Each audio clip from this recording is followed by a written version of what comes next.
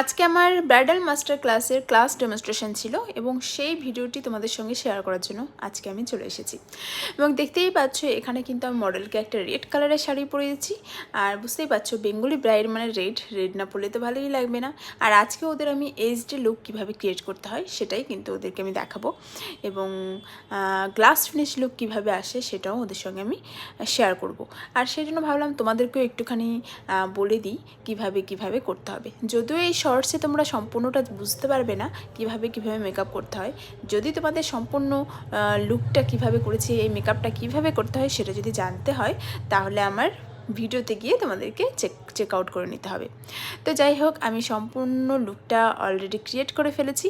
আরেকটা কথা বলে দিই, যারা আমাকে নিজেদের বিয়ের দিনে বুকিং করতে চাও তারা কিন্তু আমার কন্ট্যাক্ট নাম্বারে বুক করে নিও।